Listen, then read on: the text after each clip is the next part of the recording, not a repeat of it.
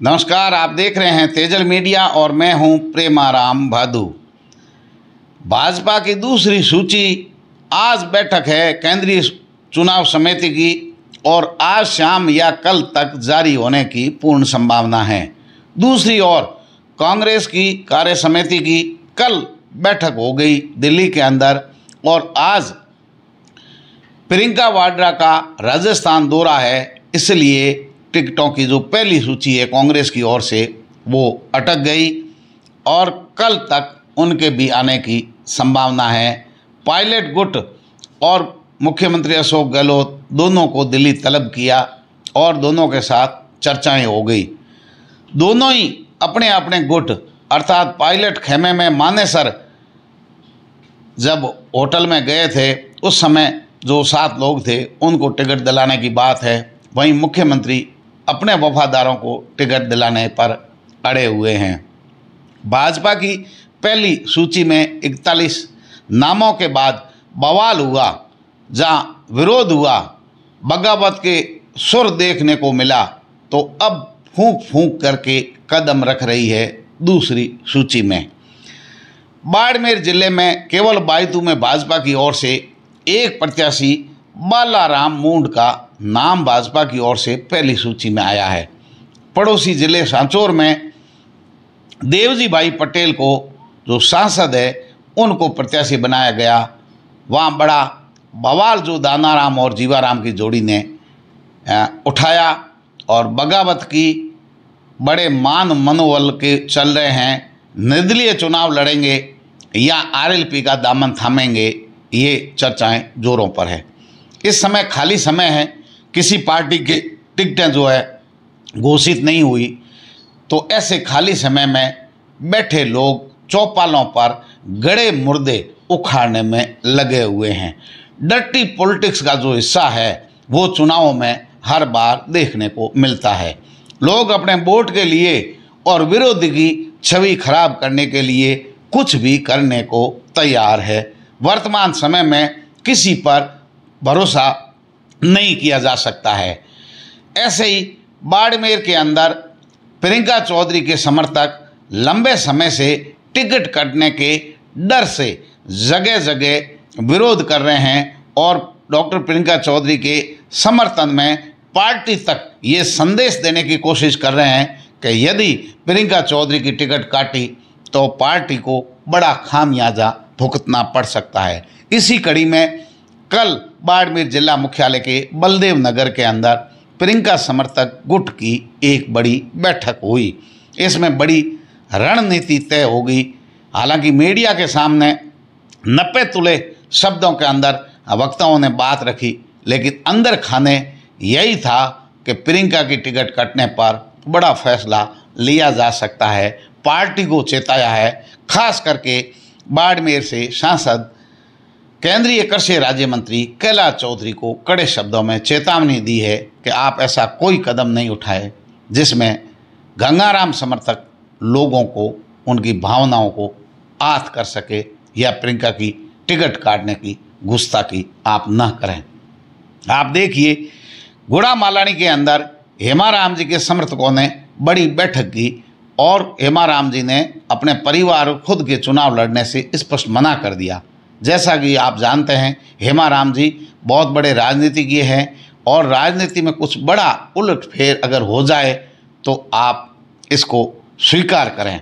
ऐसा हो सकता है, बहुत सारे लोगों की राजनीतिक ज़मीन अब खिसकने वाली है। हेमाराम जी का क्या स्टैंड रहता है? हेमाराम जी दिल्ली तलब किए गए और कांग्रेस के राष्ट्रीय नेतृत्व के बुलारे पर दिल्ली भी गए। लोग अपने अपने कयास लगा रहे हैं, लेकिन हेमाराम जी इस उम्र में पार्टी बदलने की हिमाकत नहीं करेंगे, इतना विश्वास है जनता को। लेकिन गुड़ा मालानी में कौन प्रत्याशी होगा, कौन कांग्रेस पार्टी को मजबूती के साथ गुड़ा मालानी के मैदान में खड़ा करेगा, कौन चुनाव जीतने की मदद करेगा और हेमाराम जी का क्या स्टैंड रहेगा? क्या वो पार्टी प्रत्याशी के साथ रहेंगे, जिले भर के प्रत्याशियों की मदद करेंगे या घर में बैठ करके विरोधियों को ठिकाने लगाएंगे? जैसा कि आप जानते हैं कि अगर सचिन पायलट गुट को राजस्थान के अंदर बड़ी जिम्मेदारी मिलती है तो हेमाराम जी तन मन धन से अपनी पूरी ताकत के साथ कांग्रेस पार्टी को जीतने का प्रयास करेंगे। लेकिन सचिन पायलट की अगर अनदेखी होती है तो मानेसर कांड के समय भी हेमाराम जी पूरे राजस्थान के अंदर मुखर होकर के अशोक गहलोत को सीधी चेतावनी देने वाले नेता साबित हुए थे। इस समय कांग्रेस के जो प्रत्याशी है, जो टिकट मांग रहे हैं, उनकी धड़कनें बढ़ी हुई है, क्योंकि हेमाराम जी के साथ में लंबे समय से जो राजनेता, जो जनता जुड़ी हुई है, उनकी हेमाराम जी की अनदेखी करना बाड़मेर के कांग्रेस संगठन के लिए भारी पड़ सकता है। इसलिए हेमाराम जी की चुनाव में बड़ी अहम भूमिका होने वाली है। हेमाराम जी का चुनाव में जनता के साथ खड़े रहना या हेमाराम जी ने खुद को चुनावों से अगर अलग कर लिया तो कांग्रेस पार्टी को बड़ा नुकसान होगा और सभी सीटों पर नुकसान होगा। ये विश्लेषकों का दावा है। ऐसे विश्लेषण सामने आ रहे हैं। बायतू में अब फिलहाल ठीक ठाक चल रहा है, लेकिन शिव विधानसभा क्षेत्र में उठापटक का दौर जारी है। इस समय अमीन खान की टिकट कभी कटी कभी मिली, कभी कटी कभी मिली का दौर चल रहा है। लेकिन अमीन खान को मुख्यमंत्री अशोक गहलोत स्वयं ने आश्वस्त किया है कि आपको विश्वास में लिए बिना पार्टी टिकट का फैसला नहीं करेंगे। लेकिन इस समय शमा बानो और फतेह मोहम्मद दोनों के नाम जो है चर्चाओं में चल रहे हैं।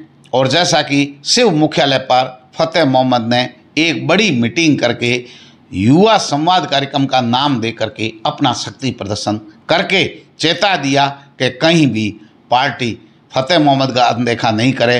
कांग्रेस संगठन के जिला अध्यक्ष है और शिव के लोग उनके साथ है।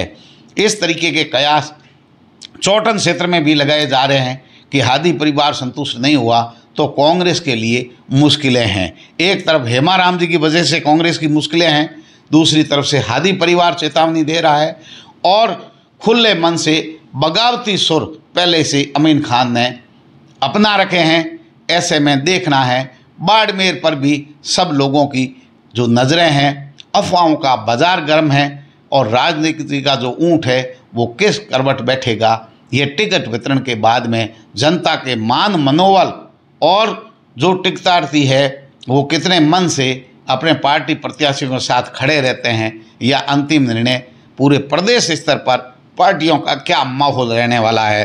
क्या अंतिम समय में जैसे कयास लगा रहे हैं बाड़मेर जिले के कुछ बड़े नेता दल बदल करके बड़े टीम के साथ पार्टियां चेंज कर सकते हैं, इन दावों में कितनी सच्चाई है ये तो देखने की चीज़ होगी। लेकिन हेमाराम जी के बारे में भी चर्चाओं का बाजार पूरा गर्म है और हेमाराम जी सुलझे हुए राजनेता है। वो कोई भी ऐसा निर्णय नहीं लेंगे जिससे उनकी छवि पर विपरीत प्रभाव पड़े। बायतू के अंदर घमासान मचा हुआ है। लोग पूरे ज़िले की नज़रें हरी चौधरी पर टिकी हुई है क्योंकि वो राष्ट्रीय लेवल के नेता है। सिवाना और बालोतरा में शांति चल रही है।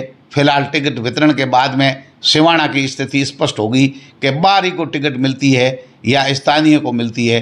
यही मामला चौटन में चल रहा है स्थानीय का, और स्थानीय के नाम पर बीजेपी के लोग खास करके आदूराम का विरोध कर रहे हैं। इसी तरीके से प्रियंका जी की टिकट कटने पर या कैलाश चौधरी के मुख्यालय से चुनाव लड़ने के बाद में क्या बवाल होगा और सीटों पर क्या प्रभाव पड़ेगा, क्योंकि लगभग विश्लेषकों का यही कहना है कि कैलाश चौधरी ही मुख्यालय से चुनाव लड़ेंगे। और ऐसी स्थिति में देखने की बात होगी कि जो पिछले 2 महीने से उठापटक जो चल रही है डॉक्टर प्रियंका चौधरी के समर्थकों में, वो कैसा उबाल लाएगी और क्या राजनीतिक गणित बैठेगी। गुड़ा मालानी में भी के बिश्नोई की टिकट काटने में संगठन लगा हुआ है। वहाँ अनंत राम चेहरा हो सकते हैं। सबसे टॉप पर अनंत राम बिश्नोई ही चल रहे हैं। ऐसी स्थिति के अंदर मैदान से हेमाराम जी और के बिश्नोई दोनों ही हटने के बाद में गुड़ा मालानी में नए राजनीतिक समीकरण बनेंगे। शिव में भी युवा चेहरा सामने आ रहा है और उमेदाराम जी की चर्चाएं जोर शोर से हैं। शिव के अंदर चंद्र प्रकाश जानी के भी चुनाव लड़ने की चर्चाएं तेज है और युवा चेहरा रविंदर सिंह भाटी के कयास लगाए जा रहे थे बीजेपी में जाने के, लेकिन अभी तक बीजेपी ज्वाइन नहीं की है या नहीं करवाई गई है, या उनको पार्टी किस रूप में साथ में लेगी, या वो निर्दलीय चुनाव लड़ेंगे। उदाराम मेघवाल का क्या स्टैंड होगा, किस क्षेत्र में जाएंगे, या चौटन में किसी बाहरी प्रत्याशी को उतारने की पार्टी के कांग्रेस के नेताओं की जो मंशा है, क्या वो सफल होगी, किसी बाहरी को चौटन में उतारा जा सकता है, या जो सामाजिक संगठन है, समाज के स्तर पर लोगों का क्या स्टैंड रहता है, किस बड़े समाज में किसी पार्टी के प्रति नाराजगी आती है टिकट वितरण के बाद में। और आरएलपी इस समय आरएलपी के कार्यकर्ता अनुशासन के अंदर और वेट एंड वॉच की स्थिति में देख रहे हैं कि कौन बड़ा नेता टूट करके आरएलपी की ओर आता है और आरएलपी उनको टिकट देती है। देखने की बात यह होगी कि शिव के अंदर एक तरफ अमीन खान, फतेह मोहम्मद और समा बानू हैं, दूसरी ओर हजारों राजपूत समाज के लोग टिकटार्थी है, जिसमें मानवीर सिंह का भी यहाँ नाम है और खुमान सिंह जी का नाम तेजी से चल रहा था, लेकिन अब कयास लगाए जा रहे हैं कि पुराने चेहरों की टिकट कट रही है, जैसे आदूराम की, के बिश्नोई की, डॉक्टर प्रियंका चौधरी की, खुमान सिंह की। यहाँ सब जगह उनकी टिकटें कटने के कयास लगा रहे हैं। तो आने वाले समय में बड़ा राजनीतिक घमासान होने वाला है और कोई बड़ा समाज जो है वो नाराज होकर के किसी भी पार्टी के खिलाफ जा सकता है। बड़ी रोचक राजनीति होगी, लेकिन आरएलपी चुनाव लड़ेगी, सभी सीटों पर लड़ेगी और किस पार्टी का कितना नफा नुकसान होगा, आरएलपी की गणित अलग अलग सीट पर अलग अलग पार्टी का नफा नुकसान करने की है। तो देखते रहिए तेजल मीडिया। नमस्कार।